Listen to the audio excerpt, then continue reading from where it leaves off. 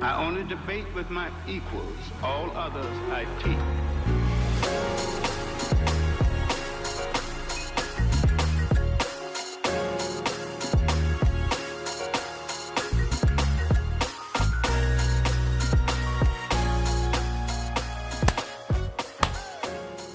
Hey, we back. I'm We clapping, back. but I We're ain't back. smiling, bro. I'm clapping, but I ain't smiling. I'm clapping, but I ain't smiling, and you know why. What's up, man? Yeah, man. Welcome to the Chief Sheets. Welcome to the Chief Seats, Real man. guys. Welcome back to the Chief Seats, man. Well, culture meets Yeah. conversation, and tonight we got one for you, man. We're gonna get into this new blue sun. We're gonna talk about the Diddy settlement. We're gonna talk about the holidays coming up. We're gonna talk about a lot, man. Rap, how you feeling, man?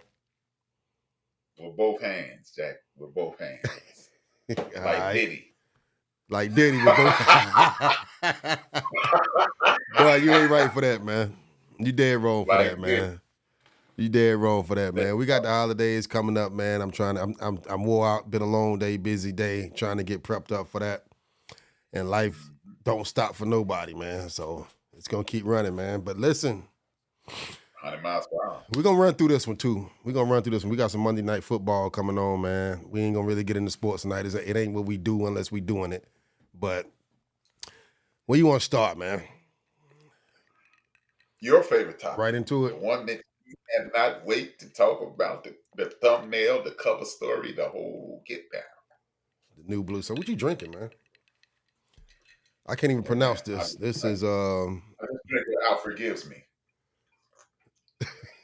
all right, Whatever let's dive Alfred into it, man. Yeah. Let's dive into it, man. Let's talk about it. All right. So, new blue sun, man. I'm trying to figure out where I want to start. I hadn't quite wrapped my mind around it yet. So let me start here. Listen to the album. Matter of fact, let me take it back a little bit further than that. I didn't even know he was dropping the album, right? I didn't know dude was dropping the album. I found out like the same week it's supposed to come out, right? And I'm on the phone. It's like 7, maybe 6:37 in the morning. I'm on the phone. Middle of the conversation, I'm like, oh shit. I forgot Dre dropped that. He dropped that album today. You know, I ain't even know the name of the album. And I remember hearing somebody say that it's an album with no bars. And I'm like, okay, it's Dre 3000. You know, so he might say anything crazy, right? Album with no bars. Dre, arguably one of my top 5. So I ain't trying to hear that. You know, okay, maybe he gonna do something a little different. I've been seeing him walk around with the flute. You hear interviews, you hear stories about it. But you're not gonna convince me that he finna drop an album and it ain't got no bars on it, that he ain't spitting. So, all right, bet. Step out, put my AirPods in, looking for the album, pull it up. Andre 3000, New Blue Sun. And right here what you see, that's what you see. You know, that's kind of what the album cover look like, right? He got the flute. All right, cool. You know, I'm giving him the benefit of the doubt. It's gonna be dope. Press play. I press play, and I'm like, all right, damn, that's a long ass intro. Okay, it's Dre. I'm gonna give him the benefit of the doubt. But this what got me though. This one I knew I'm in trouble. I'm looking at my phone, and the first song is like 13 minutes. I'm scrubbing through the intro because I'm at work. I'm scrubbing through the intro, and I'm like 3 minutes in, and I'm hearing the same thing. I'm hearing the little ambient sounds or whatever, the flute, the little light synthesizers, the little sound pads and stuff, and I'm like, I don't understand what's going on. So by 4 or 5 songs, I'm like, I'm pissed off because this is one of my favorite MCs. We've been waiting for how many years for him to drop an album? And when he finally give us something, a full length, the first ever Andre 3000 album, this nigga playing a flute. He playing woodwind instruments. And then, no, you laughing, but I'm serious because he made a comment. He did an interview, I think, with GQ, right? He did the interview where he talked about, I ain't rapping because I ain't got nothing to say. But I'm exercising different woodwind instruments, and that's what you gonna hear on the album. I'm listening to this interview after I've already heard what I heard. I'm one of the ones who didn't catch it till later. I didn't know what he was coming with. I guess a lot of other people caught that interview before that. So I'm caught off guard. I'm thinking it's just rumors that it's no bars. I ain't even see that nowhere. And so you heard the album. You tell me what you feel about it. My initial reaction was, bro, you could have kept that one. I got other thoughts on it, but I want to hear your initial reactions first. My initial reaction was, what is this mess, man? You know, that's what I say. I was just like, what is this? And, you know, like I put it on Twitter. I say, hey, man, and I'm going to stick to it. You know, a lot of people going to go back and listen to it 3 and 4 and 5 times. One of my homeboys, Irie was on Facebook today, and he put, I'm going to give it 5 flutes. I don't know if he was joking. That's funny as hell. That's funny as hell right there. I'm going to give it 5 flutes. And I just thought it was weird. I thought it was weird. I mean, and then, you know, it makes us sound like Credence, like, hey, y'all can't adapt. You know what? I can't. I thought he would be singing like, hey, now. I thought he was, when he said no bars, I thought he was going to be a vocalist. Like, okay, well, you know. More like the Love Below album. First thing popped in my mind when I looked at this was, oh, I thought Lauryn Hill was going to be rapping too. So maybe this is going to be like Lauryn Hill. Well, we're going to find out this joker can actually sing. He going to be, and then he going to bust out with some, hey. But I'm not feeling this simply because it's above my head. I don't listen to this style of music. Therefore, if I don't listen to this style of music, just because you're a prolific MC and you're a creative, don't mean I got to like it. Don't mean I'm checking for it, you know, because I'm not checking for that under no circumstance. I'm not listening to flute players and, you know, oh man, he killed that oboe. No, I don't want to hear that. He got the piccolo, man. The piccolo players, no, Jack. Hey, he can have it. I mean, all you open-minded chakra people, even chakra people, elevated people, hey man, have at it. Let me speak on that, man. Let me speak. Don't knock me because I'm thinking this is trash. Thank you. Okay. That's what annoys me. What annoys me more than me not getting the album I was looking for was the people's reaction to it, because now all of a sudden everybody is flute playing album aficionados or whatever. Everybody experts on this shit, right? That's what killed me. And I'm not gonna call his name, but I had a conversation with somebody about this album, and he coming at me like, man, listen, I love it, man. I listen to jazz music all the time. This is not jazz. This is not jazz. This is not jazz, bro. And that's okay. Let me be clear. Dre, and I'm talking directly to Andre 3000. It's perfectly fine that you want to go in a different direction with your art. That's fine. I respect it. I'm cool with that, right? But this right here, this is not what we were waiting for from you, right? You made your name being a hip hop artist. We know about this album because of your work as a hip hop artist. The reputation that you built, we've been waiting on that for a minute. I'm not okay with you saying that I don't have nothing to say, because for the past decade, we've heard you lay verses for multiple people. You did a verse for Kanye. You just recently dropped a verse for Kanye. You just did a verse on the Killer Mike album. You done had like 5-6 features in the past 2 years. Clearly you got something to say. But if this is what you wanted to do, cool, do your thing. But please, next time you choose to go in this direction, do not title that album, whatever the title is, by Andre 3000. Because this is not the Andre 3000 that we know.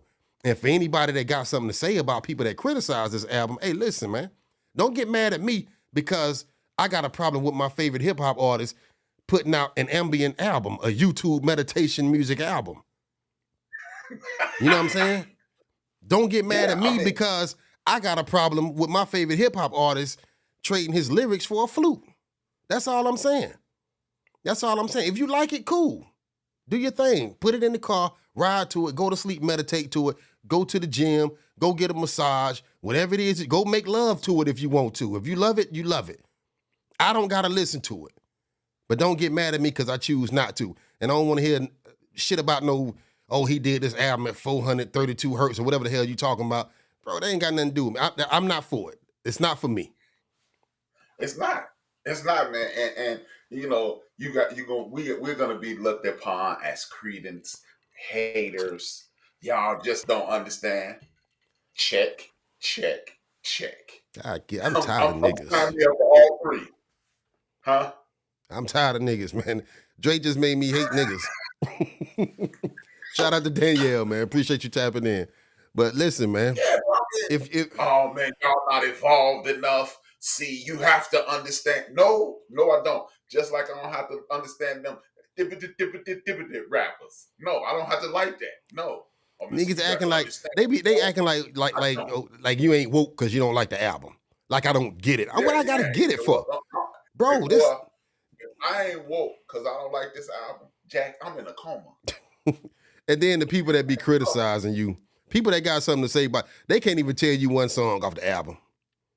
Nigga probably ain't even listened to it from front to back yet. Come on, you don't listen to this. You ain't had none of this type of music in your playlist before this album came out. But now that it's Dre doing it, all of a sudden, you an expert on whatever type of music you think this is. Go ahead with that shit, man. Stop it, bro. Stop it. Yeah, I'm mad. I'm pissed off because my favorite artist, one of my favorite hip hop artists, just made a whole damn hour and 38 minutes worth of music playing a damn flute. Nigga just learned how to play a flute. And I'm supposed to be out here supporting it. Stop it. Yeah, man. Knock it off. And then he had like 3 million streams. Nigga, we curious. Half of them curious, and the other half thought they was finna get Stankonia. Yeah. And I'm telling you, like, P-Rock came out defending it. Oh, I saw that one too. But like, boy, stop. I'm not checking for this, son. No. I don't want to hear this. Like I said, man. Hey, man, did you hear? No, I didn't hear none of that. I don't want to. I'm listening, and I'm like, then I hit the next track. Bro, like, I've been waiting on this for so long, man. I've been waiting on. How long we been waiting on the Dre 3000 album, bro? For so long. What's the name? Speaker Box Love Below. Yeah, since that. Matter of fact, since I think it was Big Gip. One of them, I think Big Gip did the interview with Vlad. You know, he was talking about the Outkast reunion tour. Now, I think it was the Dungeon Family tour. And Dre was coming to some of the shows, right? Performing. Like for the whole show. And so now you starting to hear these rumors. Oh, he in the studio. He working on some new music. And I'm like, nigga, this what you been working on? You been finding yourself while we been waiting on verses? I'm not with it. But again, Dre, your legacy is sealed as one of the greatest hip hop artists ever. Your legacy is sealed as one half of one of the greatest hip hop groups ever. Nobody is taking that from you. If you're happy, if you found peace in this direction, I applaud you for that, bro. I love that for you. Next time you do this, please say New Blue Sun by Andre Benjamin, or the artist formerly known as, don't even say that shit. Don't even associate that with Dre 3000. You know what I'm saying? Don't even do that, bro. You Andre Benjamin now. I can see that. I would agree with that, because if you're gonna go in a whole nother direction, you don't pull your hip hop fans into this unless you're gonna tell. He said it was no bars, which he did. He wasn't given a definitive direction he went in. Right. And he did that purposely so he could get these strings. And you know what? Maybe me and you are the two dudes in the history of the world that have been left behind on this train. I'm good letting that, I'm good being rerun on what's happening. But I'm not going to chase the truck. I'm going to just let it go on down the street because I'm not feeling this, man. Bro, I'm not feeling this. I don't care if I'm left behind. Or I don't care whatever it is. But you just made a good point that I didn't think about. Dre, you made it clear to say It's no bars on this album, right? But you didn't even describe what genre of music you were going for. You didn't describe that. Not one time did you say, this is for music. This music is for niggas that's going to get a massage. You know what I'm saying? This for somebody going to get a foot rub. This for them niggas who got high blood pressure and trying to get it down. You know what I'm saying? If you stressed out, put this in your headphones. If you going to go to work pissed off thinking you might kill your boss, play this to calm down. You just got through playing a football game and your adrenaline just rushing. Put this shit in, it'll bring you back. You ain't say that. You just said you not rapping. That could mean anything. That could mean anything. You doing what CeeLo just did. You know what I'm saying? You finna go make some rock funk music. Sparkly. You know what I'm saying? You might be going to do what Snoop Dogg did with the reggae and the gospel album. You know what I'm saying? Or what Smokey Robinson did, trying to rap on some gangster shit at 88 years old. Nigga, please, stop that, man. He 3 days old in baseball. He gangbanging. I can't stand niggas, man. All you niggas out here supporting this shit, acting like you knew, like you been up on this genre of music. Shame on you for that. Shame on you for that. I'm not one of the ones that's gonna get on social media speaking about this, put my opinions out there on it. I mean, I'd come on here and vent with rap. Drinking some whatever the hell this is I'm drinking that I need to quit drinking. But anyway, man, that's my rant on Dre 3000, man. Bro, listen. I'm disappointed, but I respect your decision to do what you're gonna do. Only thing I ask is just please change your name next time, Dre. Please change your name. Yeah. I'm gonna leave it right there. I'm not gonna get too more long-winded with it. I totally agree with you. It'd be like if Prince started rapping, or if Michael Jackson was a gangster rapper, or if Tupac made a love album. You be what you doing? Well, the funniest shit I seen this week was I saw a clip of Eddie Murphy and Michael Jackson. They did a video, and I wish I could remember what that song was.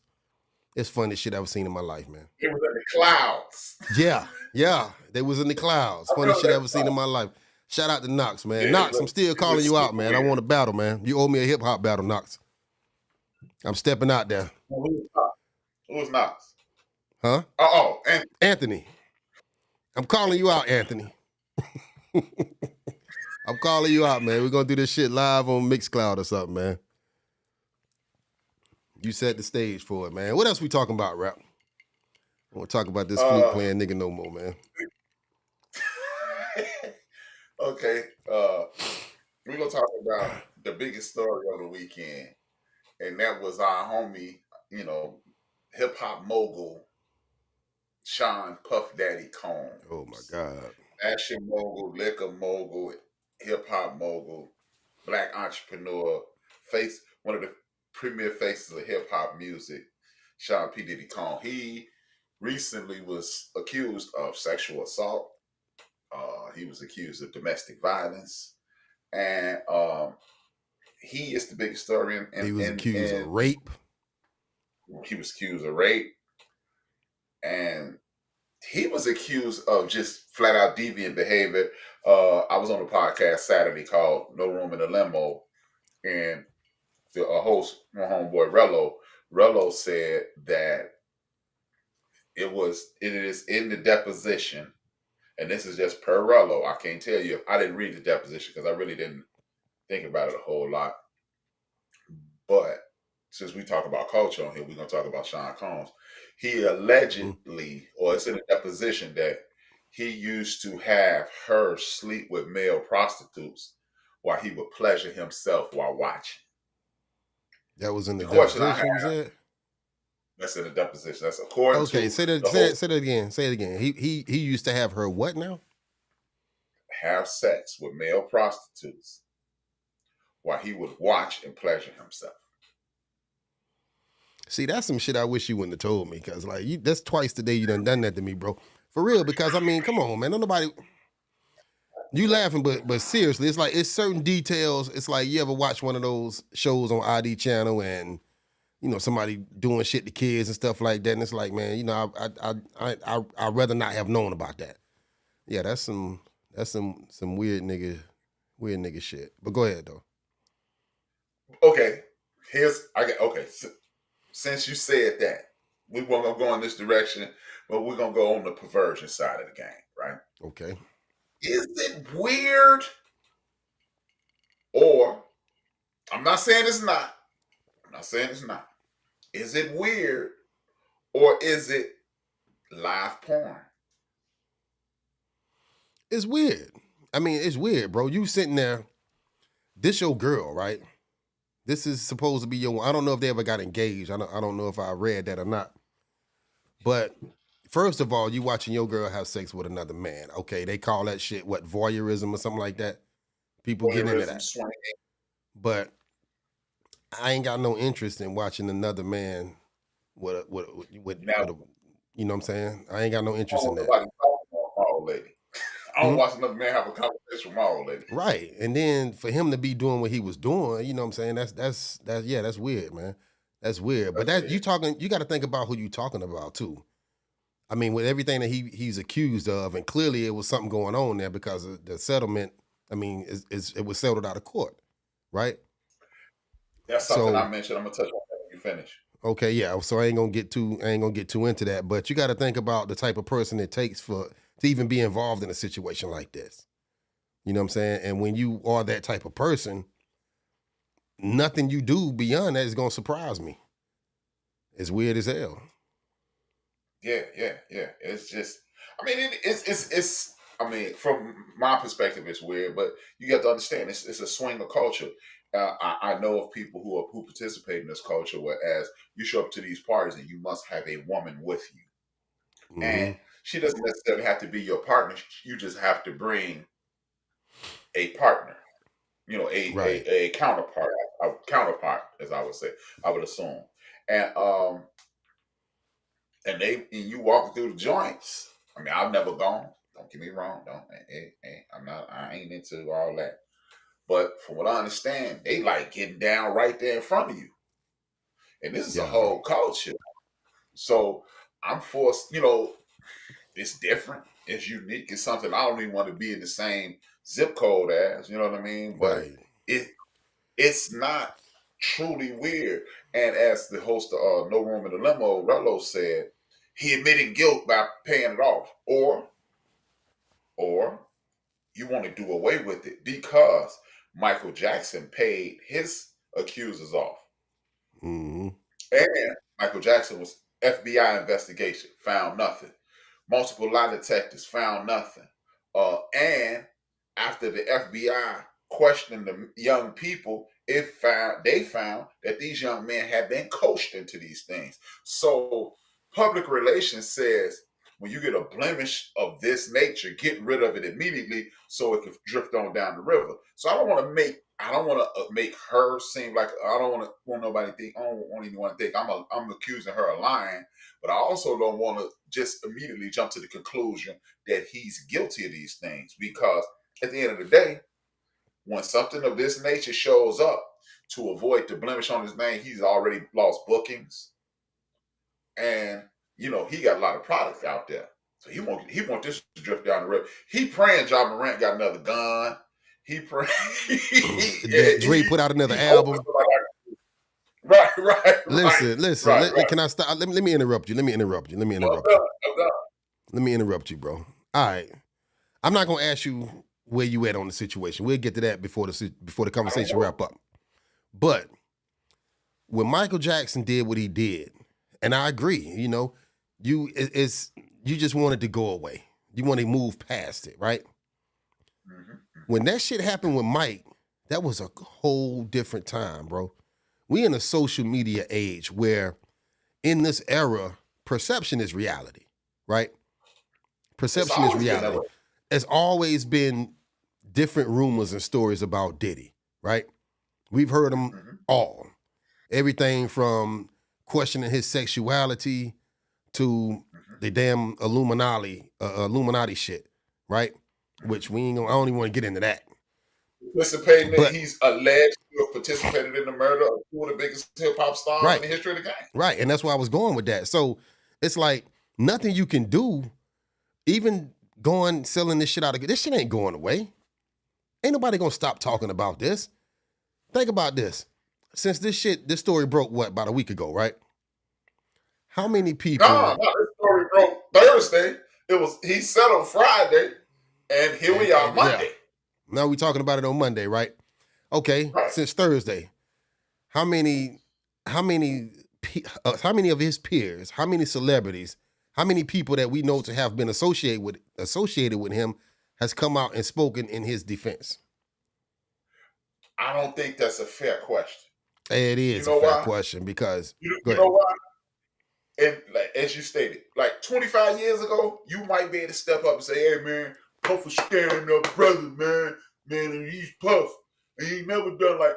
You do that today, your ass is new mold grass because now Says who? they are not going to say they are not going to see because, like you said, perception is reality.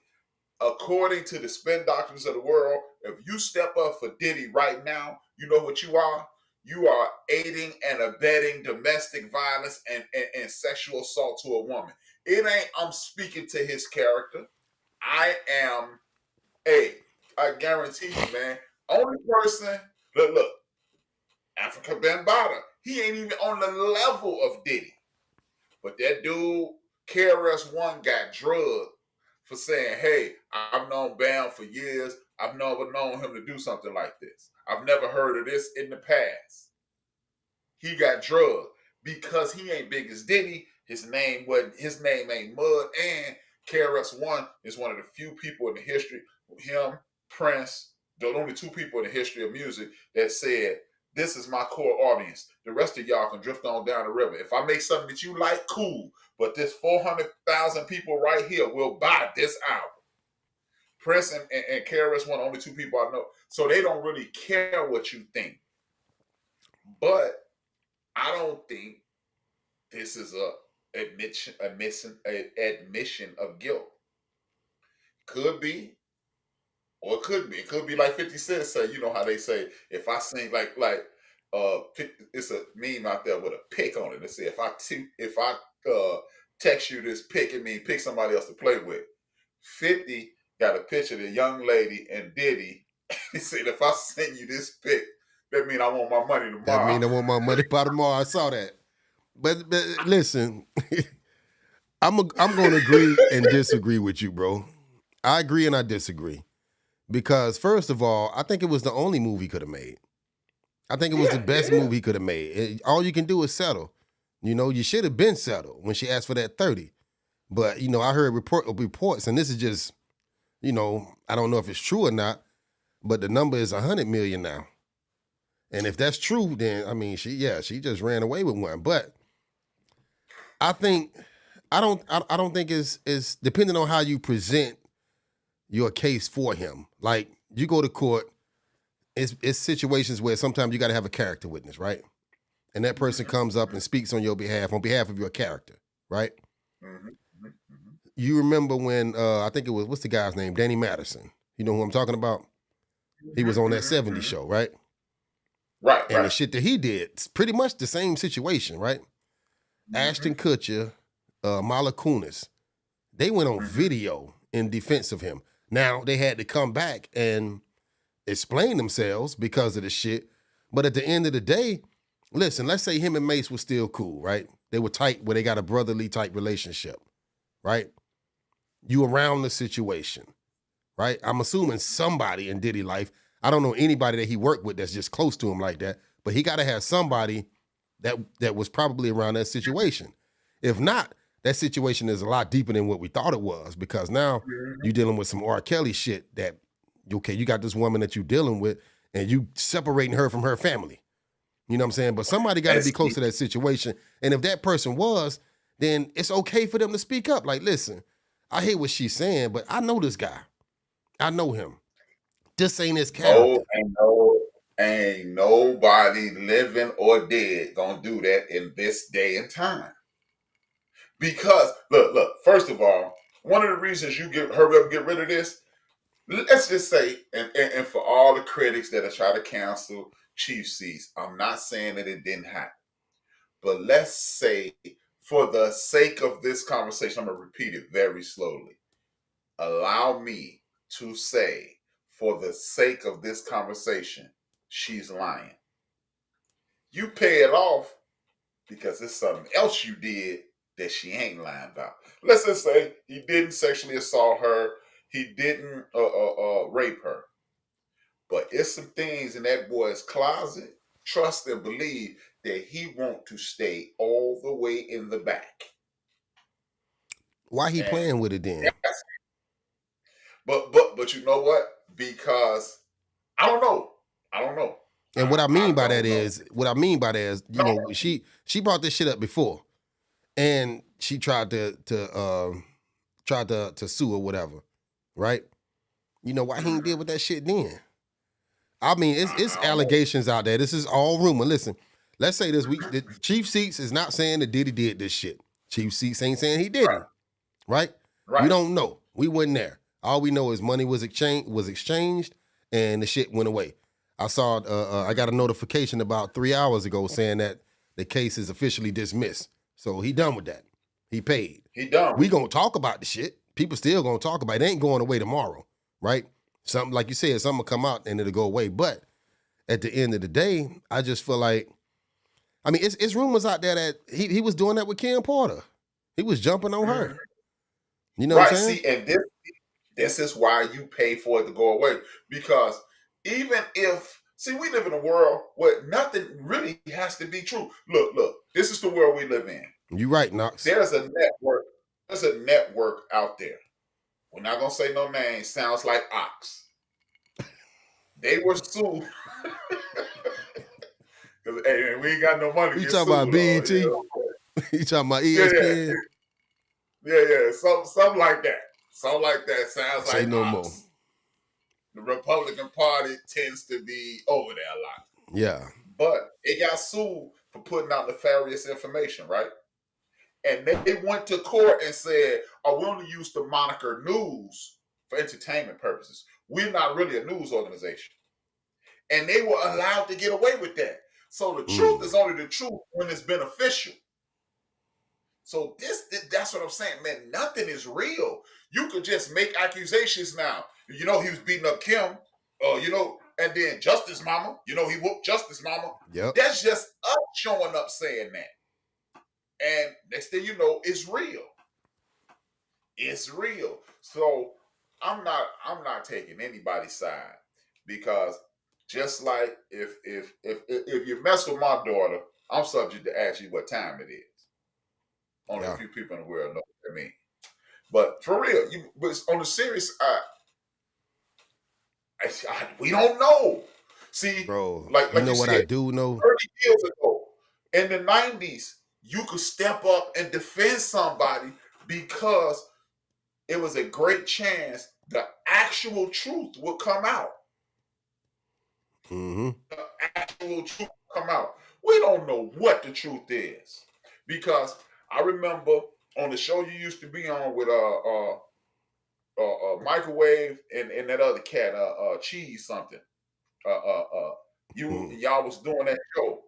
Yeah. And the other dude literally nailed Deshaun Watson to the cross. He was like, he's a weirdo, he's a creep, he's this, he's that. And the thing with that, again, we'll never know the truth. But Scarface, the rapper, legendary rapper Scarface, said he has used some of the same massage therapists that Deshaun has used, and those women said those were unverifiable lies, because Deshaun don't even like to be touched like that. Another thing is this: I'm somewhat of a conspiracy theorist. I ain't the boogeyman in the closet dude, but I do look at things and go, that's kind of weird. You got 24 people step up and say Deshaun touched them, and they sued Deshaun specifically. Mm-hmm. Right after he asked to be traded from the Houston Texans.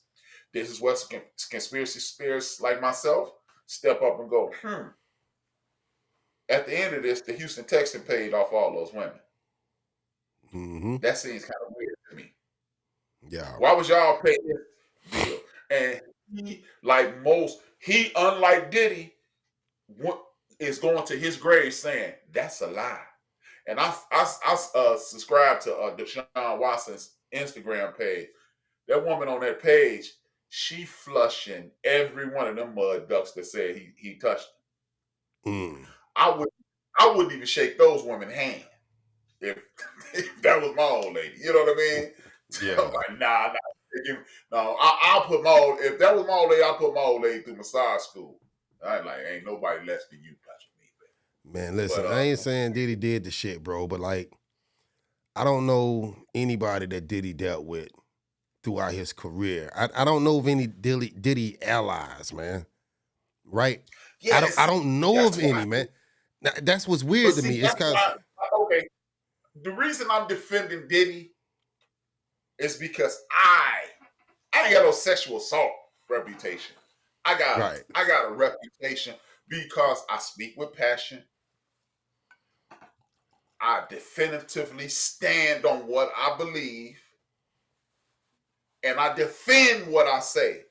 So 99.9 people that know me, 99.9% of the people that know me, they say, you can't tell him nothing.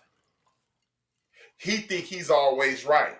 Well, my response to that is clearly you've never actually had a conversation with me. You've judged me in every conversation. And the second thing is this. If you are opening your mouth, you should think you're right. Every time I open my mouth, so you just gonna stand on it for the hell of it.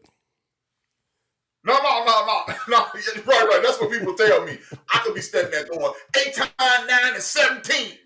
And somebody will show me 8 times 9. And I'll go, nope, it's 17, not 72. That's what people think of me. The reason I brought that up, Go ahead. The reason I brought that up is look at what Anthony said. Diddy's been doing this stuff since the 90s. Diddy has been allegedly cheating people since the 90s. Diddy has had some shady dealings since the 90s. Diddy has been accused of having an alternative lifestyle in the 90s. So when you have all of that around you, whatever somebody show up and say, people gonna say, well, look at this rep. Yeah, because the perception is he has controlling behavior. That's the perception. That's the perception. And I hadn't seen much that shows me otherwise. You know what I'm saying? Even with the shit with the band, it was like, it was super controlling, man. And like I said, I don't know of anybody any of his allies. You know what I'm saying? Like, you talk about Jay-Z, you got Emery, you got Tata. You talk about, other super producers like JD, his relationship with Brat and them, it's always been solid. Even with Timbaland. I mean, him and Missy, from start to finish, they've been tight like that. But when you say Diddy, who else name come up? I don't even think him and Andre Harrell was that tight when he left here. And listen, that don't mean that he did the shit. That don't mean that he did it. Right. It don't. Well, watch this. But you got a history of this shit, of allegations of this shit, and now this woman comes out, and that shit quickly goes away. Allegations. It's never been allegations that I force myself on somebody. He's always he was accused of raping her. What you talking about? No, you talking about prior to it? Outside of this. Yeah. Outside of this, he's just been perceived as a freak or sexual explorative. Did you see the Drink Champs interview with Jada, Fab, and yes, it looked real bad. You left that interview thinking what? But you know what? You left that interview thinking what? I left that interview. No. My response is in direct response to that. I left that interview thinking Puff they might be right, man. Homeboy might be gay. but ironically, I got one of my oldest friends, 39 years of friendship. 39 years of friendship, one of the best people in the history of the world I know.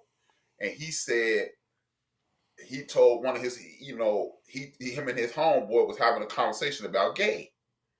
And then his homeboy said, hey, man, only thing I don't like about gay dudes is they be molesting kids. And he was like, slow down, man. Just because you gay don't mean you a child molester. That don't go hand in hand. Right. And the reason I'm bringing that up, just because you was hitting on Fab on the Drink Champs, allegedly, don't mean you went home and beat Cassidy and took some coochie. Right. I agree, 100%. And the thing is, bro, it's like your character is in question. And when your character is in question, regardless of to what degree shit like this, it just don't look good. It don't look good, man. It don't. And okay, all right, let's do this. Let's do this. Let's say Diddy didn't do it, right? Mm-hmm. You know what, Diddy? You paid it off. You know not to fuck with her no more, or women like her no more. Anybody that resembles the type of person she is, you know not to fuck with her no more. Mm-hmm. If he did do it, Cassie, I hope you got what you felt like you needed out this situation, you know what I'm saying, to give you some closure. Because it was fucked up what happened to you, and I'm sorry it had to happen. We don't know. We don't know. But, I mean, if he did it. Because right now, this ain't your only problem, Diddy. You got a motherfucker sitting in jail right now that say you paid him to kill Pop. You know what I'm saying? The man got a lot of shit on his mind. I don't know how that's going to play out. That shit right there, to me, it seemed like it'd be hard to prove. I mean, do you got a paper trail? Do you got a recorded phone conversation or whatever? But see, it's a headache. It's a headache nonetheless. That Keefe D situation is a dead issue. I ain't spent 30 seconds in law class. I mean, I had a law class in my criminal justice degree curriculum, but I ain't spent one day in law school. But one thing I can tell you is this. According to Keefe D, Puff Daddy called Fred, and Fred told Keefe D, and Fred kept the money and died. That nigga talk too much, though. I mean, I don't trust people that do these multiple interviews talking about the same shit all the time. It's like, come on, man, you trying to make money off this man's name, and now you done threw all these other people in the mix, man. I'm like, you sitting here, you one of the richest cats in black entertainment, period, right? I hate to think that you got to go out here and all the pussy you can get from all these women, you beating the hell out of this girl and raping her, and you know, when you can just be with whoever you want to be with. You know, I hate that. But then, allegedly, Chief Seats does not subscribe to any, you know, whatever it is that'll get us in trouble for talking about this shit. We're speaking on the facts as they were presented to us. We are not making any accusations. Thank you. I couldn't have said it better. But I just don't, I don't know, man. I don't know. I mean, like you said, man, you put it best. To put a bow on this section of the conversation, you said it best. If Diddy did not do this, hey man, I hope things work out for you in the future going forward. I hope this doesn't permanently tarnish your name. I hope this doesn't cause you any additional grief. If this young lady is 1,000% correct, I hope she go get some therapy. I hope she takes this money and just fade to black, so she don't have to carry this for the rest of her life. Because if this is true, then she's gone through hell and she ain't even 30. Right. And it's a lot to come back from. Puffy did that shit, man. I'm just kidding, bro. I'm just kidding. Let me borrow $20. Hey, before we get out of here, man, holiday is coming up, man. It's about to be that holiday season, man. And, you know, I spent half the day trying to prep for that, man. But what you looking forward to, man? You about to be around a whole lot of family. You ready for that? I don't know if I'm... the funny thing is, man, my family is going to be in a million different directions this year. I made plans today to hang out with my oldest nephew. He been going through a little thing, a little stress lately. And my nieces and nephews are going to Virginia to my niece's house. My niece and nephew's sister going to my niece's house. I got family all over the country. So, only thing I'm really gonna do, man, and I'm gonna hang out with my oldest nephew. His nickname is Sam. His real name is Anthony. So me and Sam gonna hang out. We're gonna get some food, and we're gonna cool out at his crib and just cool out, man. But that's about it for us. I mean, I ain't doing nothing. Both my parents are gone. The whole family thing is kind of, I'm close to my family, but not this close. I'm close enough. And like most people in the black community, it's just weird in our community right now in regards to family. This is one of those signs of year Mm-hmm. that you should be trying to mend things. But I'm gonna hang out with Anthony and I'm gonna keep him company. He going through some nonsense right now. You know, he's at the end of the road of this one issue that he's having, and then another issue popped up. So I'm just gonna be there for my nephew, and he's, because he's 11 years younger than me. He's more like a little brother anyway than a nephew. Yeah, We're very close in that's that dope. way. That's dope. Like when I was at the crib, he used to come to the crib. He had one situation. He was staying with me for a little while. So me and my nephew Anthony, we gonna rock out like that, and then that's just it. That's it. We gonna cool out Mm-hmm. and watch some football, and that's it. I'm gonna tell you what's funny, bro. For the first time today, really today, because I had a situation yesterday that I went to sleep, on my mind, right? I went to sleep with it on my mind, and I had time to think about it. Woke up today, and I'm driving to work. This was the first time in about 25 years that I felt homesick. You know what I'm saying? I left my hometown back in I don't know, maybe the math is off, but I know I left my hometown in like 98, right? And it ain't like it's across the country. That's exactly I'm like 25 years. That's 40 exactly minutes, 40 minutes to an hour away from where I grew up, right? And the first time I felt homesick, bro. And it's odd to me because me and my family got a weird, relationship.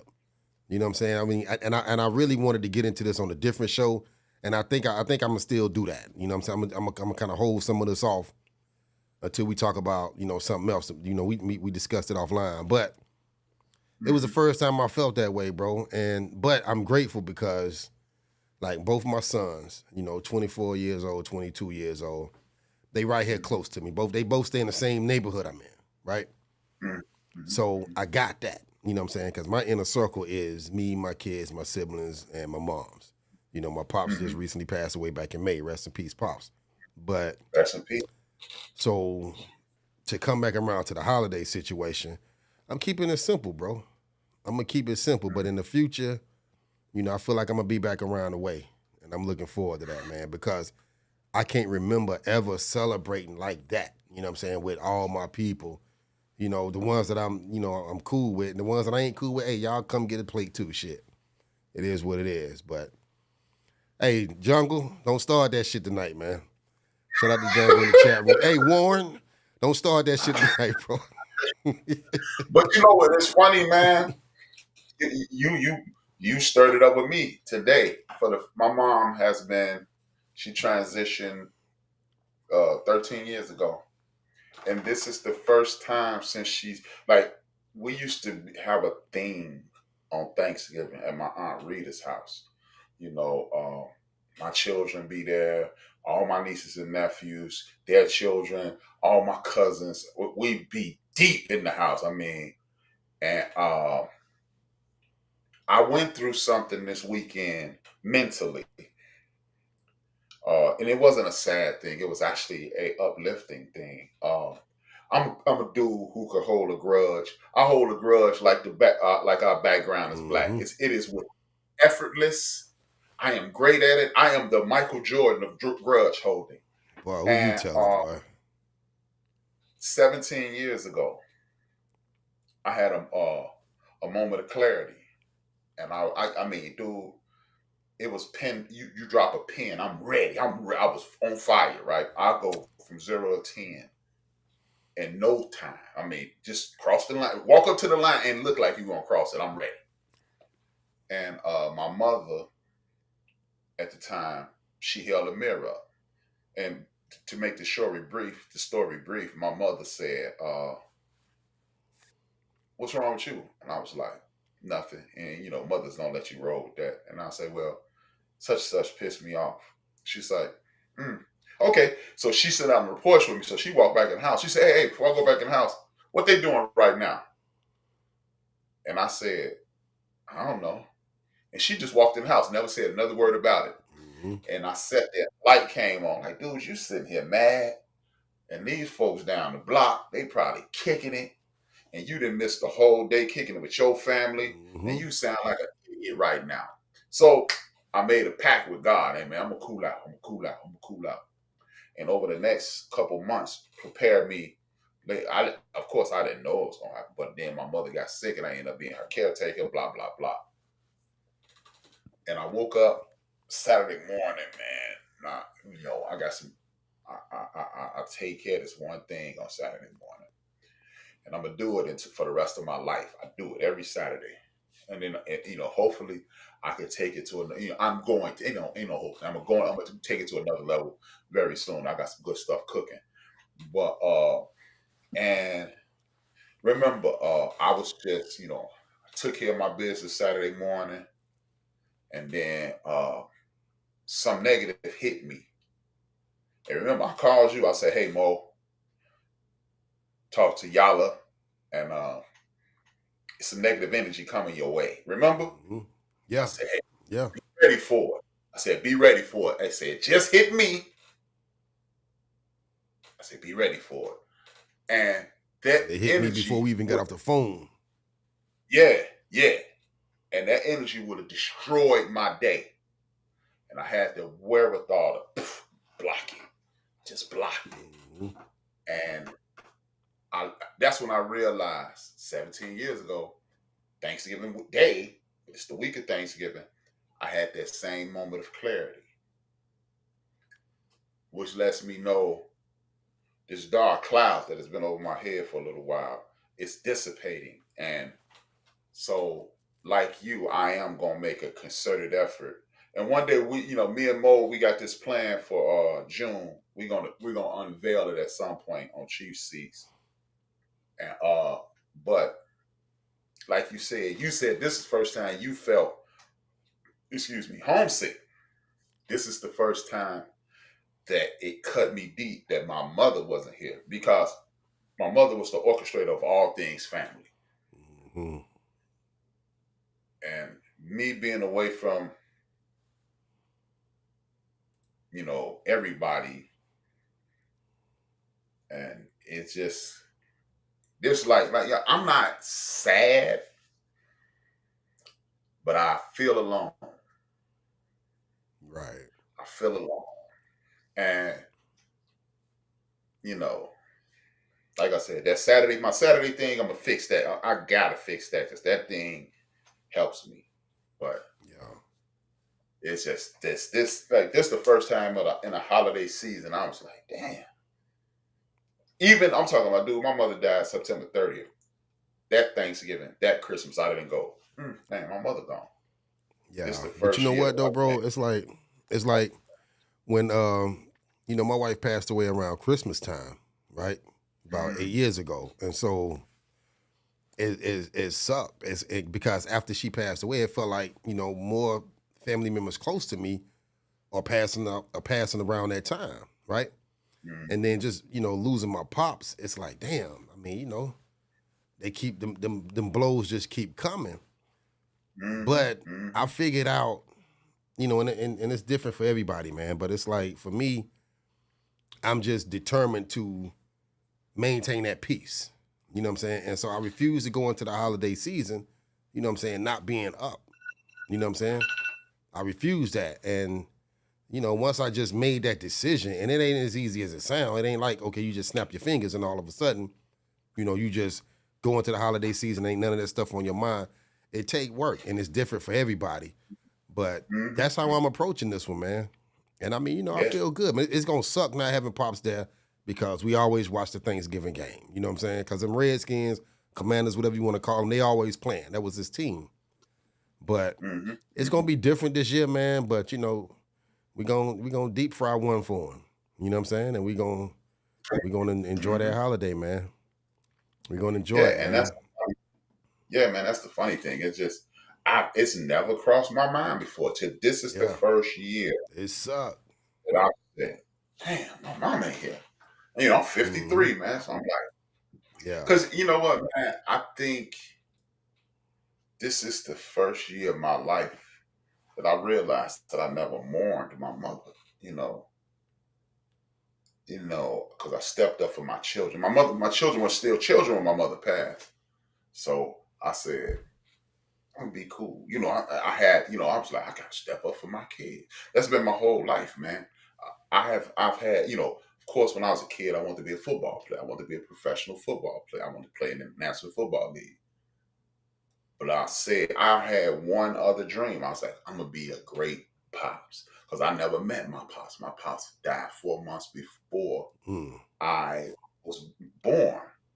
So and then like even as I'm saying this, it takes me back to a conversation that me and my mother had. My mother literally had to like I was making good money, and me and my mom we would go shopping occasionally, and then it'd be something like $100, $150, and I would be like, nah, I'm not gonna do this with BJ and Bree. I gotta make sure my house straight. And she just stopped me when she said, Brian, you can afford that. Buy it. And she said this, make a home for your family and a life for yourself. And she said, Brian, I want you to understand this. She said, I want you to understand this. She said, and I'm not trying to be funny. How often do you come see me? I said, yeah, I'm gonna do better. She's like, no, no, no. How often do you come? I said, like, maybe once a month. She said, exactly. Because you are going on with your life. Your children are going to go on with their lives. So you need to make a home for yourself. Home for your family and a life for yourself. And that's why I do my thing on Saturdays because that's my home thing. You know what I mean? That's home. So, and I gotta make, and the rest of this is the life of myself. But it's just to like I said, since Saturday when I had that little bit of growth again, I said, God. And I'm not sad because I don't know if I ever told you, I have yet to shed one tear about my mother being gone, right? Because I was there every day. Right. I was able to, process the thing. Man, it got to the point, man, and I've never said this out loud. What I'm about to say, I've never said this out loud. When my mother died September 30th, around my birthday, August 6th, I was like, it's not, I was like, God, so now I'm talking to God every day. I was like, and I used to literally make this prayer. I say, man, it was July when I started making that prayer. I say, man, God, I understand that you're going to probably take my mother soon. I say, but it's the end of the year. I said, if you're going to take her on my birthday.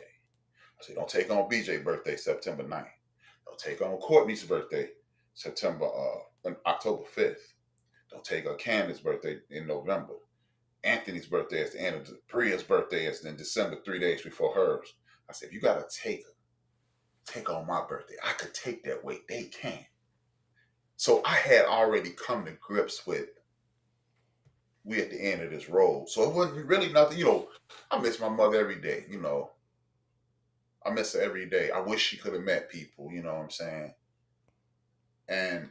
But it wasn't cry worthy, man, because unlike most people, I got an opportunity to say, how you hear people, man, I wish I could have told this to my mother, man. Boy, that last year and a half, 2 years of my mother's life, every day we was talking, hey, I remember this. You should, man, this was awesome. I really appreciate it. I gave it all to her. As they say, I gave her flowers. So, right. And then I got, I ain't gonna go into how the last few moments of her life, but we shared a moment, the very last moment we will ever share.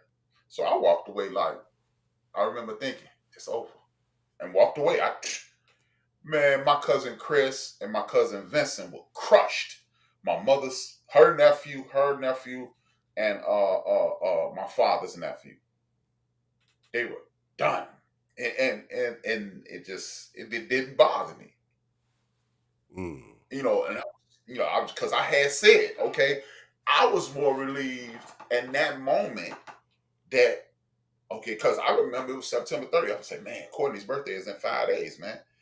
Come on now, and it wasn't like I was wishing my mother would die, but I was just like, nah, not on Courtney's birthday. If it happens, not on Courtney's birthday. That was my whole thing. So I got that. So yeah, this time of the year, it's for the first time in 13 years, I ain't right. I am not right. I'm off. y'all are away. I gotta, yeah, you know my situation. It's just but you honored your mother. I know you personally. You know what I'm saying, and I love and appreciate the way you always honor her, man. And so I already know that thing gonna come around. You know what I'm saying? I mean, you got, you know what I'm saying? It's what we do as men. You know what I'm saying? You know, it ain't like you repressing it. So, but yeah, man. Yeah. I mean, it's gonna be. Yeah, we did with that shit, man, and we know we did what we supposed to do. You know, in the times leading up to that, man. So, and that's how it's gonna be this year. You know what I'm saying? With me and Pops, man. So, shit, I'm ready for it. I'm ready for it, man. Yeah, man. Yeah, man. That's what you do, man. What you just said. Celebrate your pops, man. Mm-hmm. Because, hey, believe it or not, man, anytime I fire up a podcast, I'm celebrating my mother.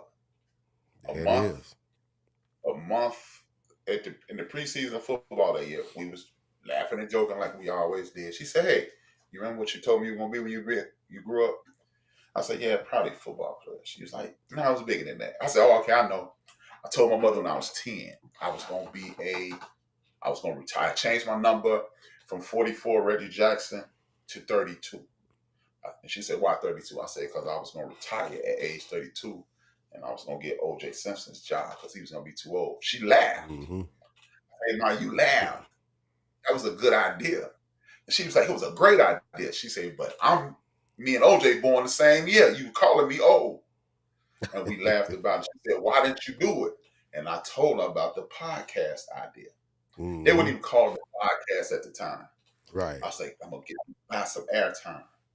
I don't like the way ESPN go about talking about us." I said, "So I'm going to do it." She said, "Do it." So every time I fire up a podcast, every time I get frustrated with the situation, do it.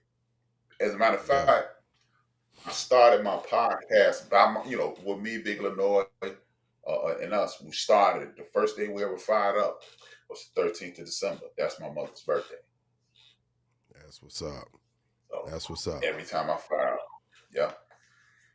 That's what's up, so man. All you suckers who still got y'all mama, y'all better go call her. That's it. Hey, that's it. Life is short, baby. Life is short, man. But this is the time we celebrate, man. This time we celebrate, man. Yes, indeed. Honor your parents, man. That's what's up, man. All right, well, let's get out of here, man. That's the show, man. We gonna wrap it up. Before we do, though, you got something you want to throw out there before we wrap up? Tomorrow, 6 p.m. Build and Destroy. Wednesday, 6 p.m. What's the name of the show? Hold My Biscuit. Damn. He ain't coming on. Yeah. I'm coming on. Hold My Biscuit Sports. It is the baby sister of the End of the Bench. End of the Bench is the brand. Hold My Beer is the new one. It's the new joint. It has morphed into that. As we say on everything that's on Park Bench Media, real people having real conversation about real things in real time. So, and I wasn't reading that. I was just looking down. The camera up here, I was just looking down. But yeah, that's what we doing. And Alfred will be there tomorrow. Thank you, Alfred. But yeah, man, it's good to see y'all. Thank y'all for tapping in. We are permanently on Mondays, and 2 fingers, 1 word. Yep. Big Mo, I'm Rap. We out. That's what it is, man. Y'all tap in with us in 7 days. Every day you can. Every day. What I'm not gonna do is turn this shit down to make you happy.